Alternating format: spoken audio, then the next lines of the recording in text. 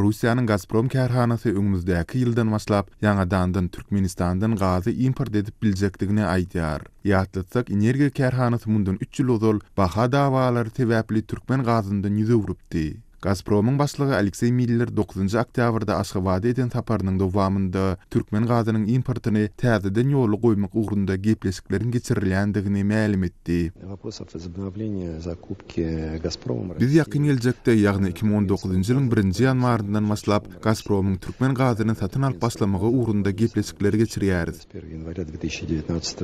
Ol täze ylalasyň şertleriniň jikmejiklerine ýene garalmalydygyny sözüne goşdy. Şol bir wagtda import ediljek türkmen gazynyň möçberi seýlede onuň narhy barada goşmaça maglumat berilmedi. Bu ağırlykda energiýa ekspertleri häzirki pursatda Russiýanyň öz gazy ýataklaryny nazara alanynda başga bir döwletden mawy ýalňyjy satyn almagy mätäçliginiň ýokdugyny belleýärler. Azatlyk radiosynyň Merkezi Aýza boýunça eksperti we Türkmenistanyň energiýa pudugyny içkinden izerleýän Bruce Panier Miller'in beýanatynyň aňyrsynda başga bir ýalaşyklaryň bolmagynyň mümkindigini çaklaýar. The question is why they're buying this. Bu ýerde esasy sorag, näme üçin Russiýa türkmen gazyny satyn aljak bolýar? Gazprom ýeterlik derejede öz gazy ýataklaryny özleşdirdi. Olaryň türkmen gazyna mätäçligi ýok. Aslynda bu ozalky Türkmenistandan gazy satyn alan ýyllarynda hem şeýledi. Bärde perdäniň aňyrsynda düýbünden başga bir tewdanyň bolandygy anyk. Emma nähili tewda? Bilsimiz ýaly Kreml daşary siýasatda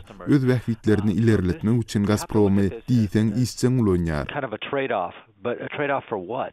Panier ýagdaýlaryň nähili özgörjekdigini ýene görmeli boljakdygyny, ýöne agyr ykdysady krizisi başdan geçiren Türkmenistanyň Russiýa bilen ylalasyň öwüdini Transhazar proýektinden el çekmäge radylaşan bolmagynyň mümkindigini çaklaýar. Is this a trade-off for no Caspian, Trans-Caspian pipeline? Maglumat üçin aýdylsa, Türkmenistanyň we Russiýanyň özara gazy udasy 2003-nji ýylyň 10-njy aprelinde iki ýurduň prezidentleriniň Moskwada baglaşan 25 ýyllyk gaz ylalasynyň esasynda alınıp barylýar. Şol ylalasyk boýunça ilkinji 3 ýyl üçin gazyň her 1000 kub metriniň bahasynyň 44 Amerikan dollary möçberinde kesitlenendigi, 2009-njy we 2028-nji ýyllar aralygynda Russiýanyň Türkmenistandan ýylda 70-80 milliard kubometr gazy satyn aljakdygy habar berildi. Emma 2003-nji ýyldan 2015-nji ýyla çelini Gazpromyň Türkmenistandan satyn alýan gazynyň möçberi ýylda 42 milliard kubometrden 4 milliarda çelini azaldyldy. Aşgabatyň we türkmen gazynyň öňki esasy hyridary Moskwanyň arasynda gaz hyzmatdaşlygyndaky krizis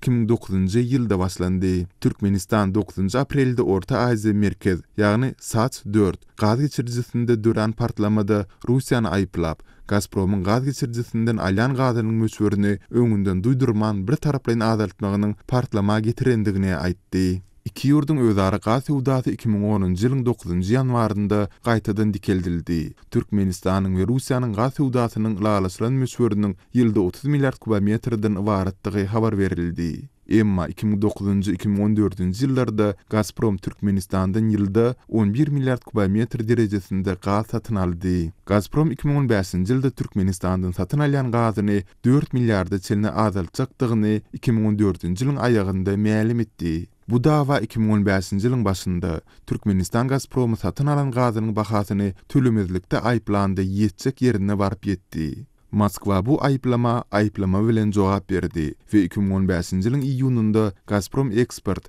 Türkmen Gaz Döwlet konserniniň üstünden Stockholmdaky arbitraj sudyna şikaýet etdi. Ol şikaýetde Türkmenistandan satyn alynan gazynyň bahasyny gaýtadan teretmek sorulýardy we Aşgabatyň 5 milliard dollar tölegi ýygyny gaýtarmagy talap edilýärdi. Bu talaplar Türkmen gazynyň 2016-njy ýylyň ýanwarynda Gazprom bilen şertnamasyny bir taraply bozmagyny, Gazpromyň bolsa 2016-njy ýylyň başynda Türkmen gazyny satyn almagy bet etmegini alyp geldi. Şol bir wagtda Merkezi Aýza boýunça ekspert Bruce Panier Moskwanyň 4 milliard kubmetrden artyk türkmen gazyny satyn aljakdygyna garaşmaýandygyny, şeýlede bu suwdadan geljek pullaryň nagd pul ýetmezçiliginden kösenýän türkmen gaznasyny duýarlyk derejede goltgy berjekdigini saklamaýandygyny aýtdy. That they probably won't buy any more than 4 billion cubic meters of gas from Turkmenistan. Agyr ykdysady krizisi başdan geçiren Türkmenistan gaz sowdasynda 2016-njy ýylda Russiýany, 2017-njy ýylda hem Irany ýitirenden soň